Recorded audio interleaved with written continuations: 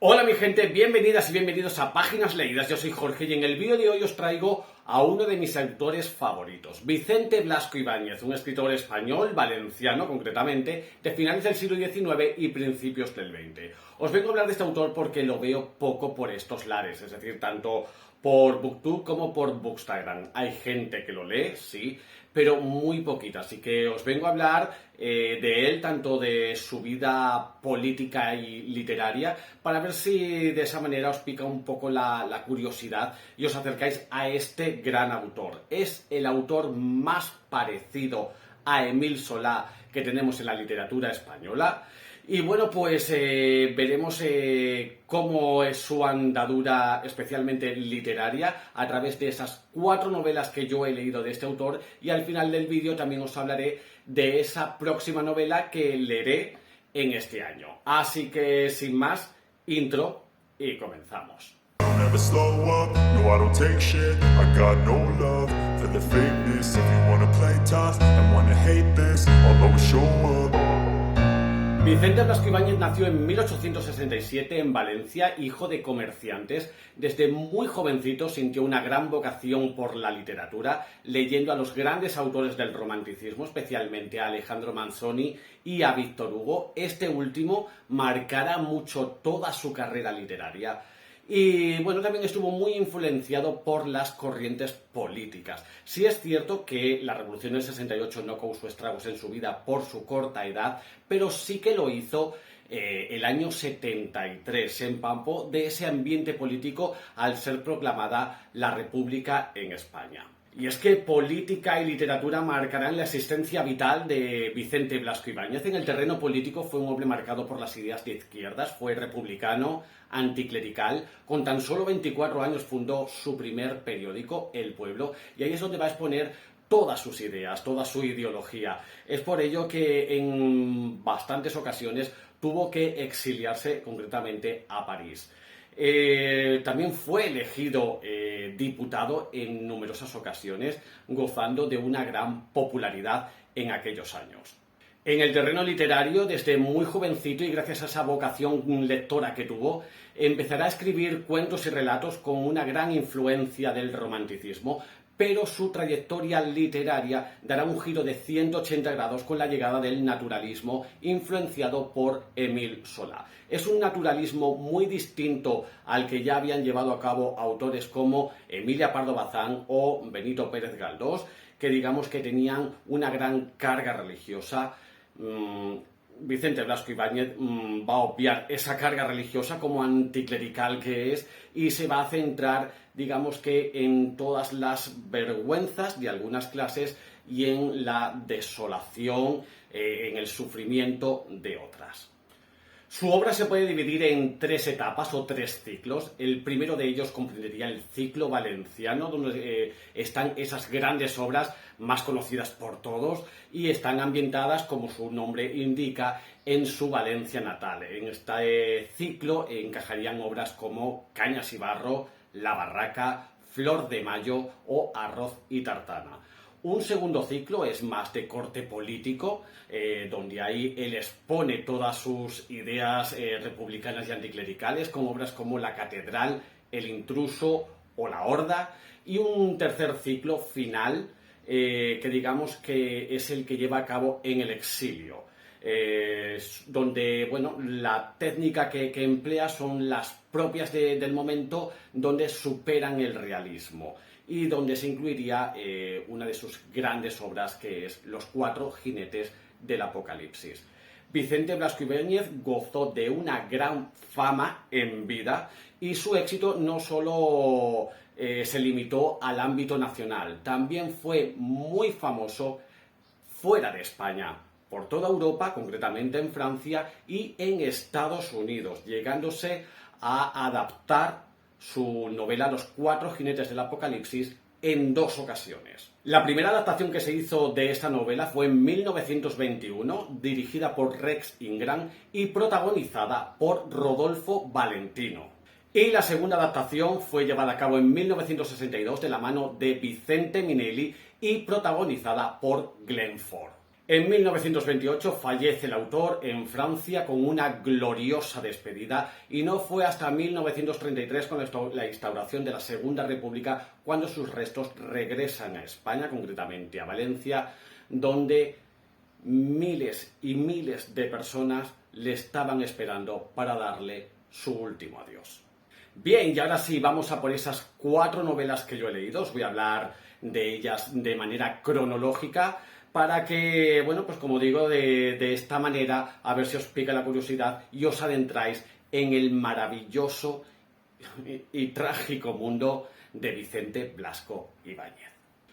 Comenzamos con Arroz y tartana, novela de 1894 que pertenece al ciclo valenciano. Vamos a conocer a su protagonista, Manuela Pajares, una mujer de armas tomar.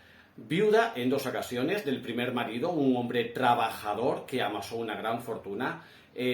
Tuvo su primer hijo, Juanito, que será el otro gran protagonista de esta historia. Y del segundo marido tuvo otros 2 hijos y con él se encargó de lapidar la fortuna del primero. Juanito será quien mantenga la herencia de su padre y su madre, digamos, que dependerá de él en todo momento. ¿Para qué? Para seguir aparentando. Pues Arroz y tartana no es más que mientras comes arroz en casa, que es la comida valenciana típica de los más desfavorecidos, vas paseando en tartana, en carroza, por las calles de Valencia. Otro gran personaje de esta historia es el propio hermano de Manuela, quien, digamos que Juanito es su ojo derecho y le aconsejará a que no recurra a las artimañas de su madre. Lo que pasa es que Juanito siente devoción por ella y todo lo que diga su madre va a ir a misa. Es por eso que a partir de ese momento ocurrirán las desgracias. Desgracias una tras otra. Es una novela que habla de las apariencias y bueno, pues es una novela donde el final en sí no es tan tremebundo, ¿no? Pero lo que ocurre anteriormente, digamos que no te va a dejar indiferente. Vamos con otra de las novelas del ciclo valenciano, que no es otra que La Barraca, escrita en 1898. Aquí nos vamos a trasladar a la huerta valenciana, a las tierras, a la agricultura valenciana y con un gran dramón. Vamos a conocer a Pimentó, que digamos que es un poco el ordeno y mando de esa zona. Hay una tierra que está ahí de por medio, que durante 10 años no ha sido cultivada porque se considera que después de una serie de hechos está maldita. Él se ha encargado de que nadie ocupe ese lugar, esa barraca con esas tierras.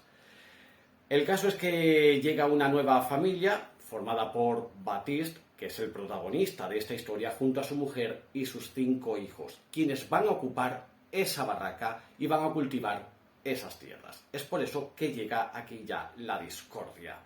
Pimentó se pone en guardia y digamos que va a recurrir al resto de habitantes de la zona para hacer la vida imposible a esta familia. Esta es así un poco la historia, el leitmotiv de esta novela. Hay un momento en esta historia que yo por lo menos lo vi venir, pero dije, no se atreverá a cruzar esa línea. Vicente Blasco Ibáñez la cruza. De verdad que no se corta ni un pelo al mostrar, digamos, la maldad del ser humano, hasta dónde es capaz de llegar. Y bueno, pues crea una historia donde la tensión está siempre patente y tiene un final de verdad apoteósico, al igual que el de la siguiente novela que os voy a hablar, similares en cuanto a la sensación que te causan, y es que pese al horror que te está contando, digamos que el final no deja de ser contado de una manera preciosa. Y esa tercera gran obra dentro del ciclo valenciano que he leído es Cañas y Barro, escrita en 1904. Esta novela tiene 2 tramas, pero que son dos tramas que van unidas, van juntas de la mano a lo largo de toda esta historia. Por un lado vamos a conocer a los Paloma, que son, digamos, los protagonistas de esta historia. Está formada por un abuelo, el hijo y el nieto. El abuelo y el hijo son unos grandes trabajadores que siempre se han dedicado a la pesca.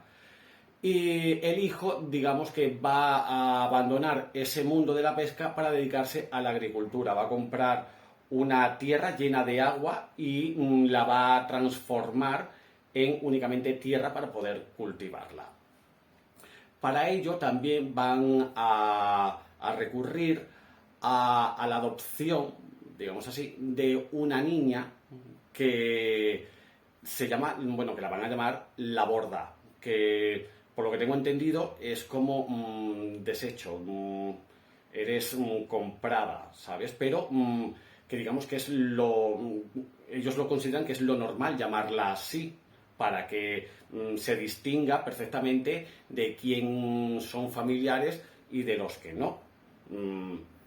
Es así. Y además el autor lo explica, pero ella es tratada como una más, ¿vale? Pero la van a llamar Borda constantemente, Borda, Borda. Pues bien, pues digamos que esta niña será la que trabaje realmente como lo hacen estos dos personajes del clan de los Paloma. En cambio, el nieto, que viene de las Américas, viene hecho todo un señorito que no quiere trabajar ni en la pesca ni en el campo y que se dedica a holgazanear y a recuperar sus amores con otra de las grandes protagonistas de esta historia y que formaría ya de parte de esa otra historia dentro de esta novela, que es Neleta. Neleta está casada con el rico tabernero de la localidad y bueno, pues los tres van a formar un maravilloso y trágico trío amoroso que, como ya digo, trágico, pues digamos que las consecuencias van a ser de agárrate y no te menees. Estas dos historias, digamos que van a ir un poquito así de la mano y bueno, pues sorprendentemente al final veremos cómo algunos personajes, concretamente uno, no voy a decir quién, pero un personaje que apenas aparece en esta novela va a tener una especial importancia justo al final de la novela. Como digo, al igual que en La Barraca, son finales que te golpean, son finales duros, pero están escritos de tal manera que dices, esto es precioso. Bien, y vamos ya con la cuarta y última novela que he leído de este autor, que no es otra que Los Cuatro Jinetes del Apocalipsis, que pertenece a su ciclo final, que fue escrita en 1916. Es una obra ambientada en la Primera Guerra Mundial y vamos a conocer a su protagonista o a sus protagonistas, que son los Desnoyers, una familia de origen francés cuyo patriarca se exilió a Argentina y bueno, pues desde ahí, que Argentina en ese momento es un país neutral, van a ver un poquito cómo se va a ir desarrollando o cómo va surgiendo esta Primera Guerra Mundial. Desnoyers, este patriarca, tiene varios hijos e hijas y concretamente esas hijas, que son dos, una está casada con un francés y la otra está casada con un alemán. Ambos pertenecen a países que están enfrentados y esto es lo que vamos a conocer a lo largo de toda esta historia, ese enfrentamiento tanto a nivel global de esta guerra, de esta Primera Guerra Mundial en sí, como el enfrentamiento ya personal dentro de esta familia. El autor hace un retrato de la guerra muy bueno, muy interesante. Vamos a ver cómo se lleva a cabo esta guerra, el papel que tienen tanto hombres como mujeres y las distintas personalidades que tienen estos personajes y cómo se enfrentan a este hecho mundial. Como digo, esta novela es un retrato de guerra y digamos que esos cuatro jinetes del apocalipsis estarían representados por la guerra, la muerte, el hambre y la peste, que unidos formarían la bestia. Así es como lo denomina Vicente Blasco Ibáñez. Una bestia que siempre está ahí, que a veces se oculta durante cierto tiempo, pero que cuanto menos te lo esperes, aparece. Siempre, siempre está ahí presente. Esta novela, pese a su fama que tuvo, esas adaptaciones, para mí es la que menos me ha gustado. No está mal, no está mal. Posiblemente porque es que a lo mejor a mí los testimonios de guerra pues no me gustan tanto. Puede ser eso. Pero es una novela que está bastante bien, que lo lleva muy bien el autor. Entiendes perfectamente lo que te quiere contar. Está bien, pero digamos que a mí me alejó bastante de ese primer Blasco Ibáñez más cercano, de su Valencia natal.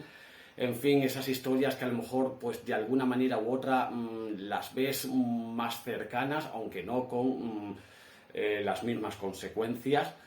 Pero, en fin, digamos que es una gran novela, como digo, que gozó de mucho éxito, con dos grandes adaptaciones, y que, en fin, pues estas son las 4 novelas que yo he leído de Vicente Blasco Ibáñez.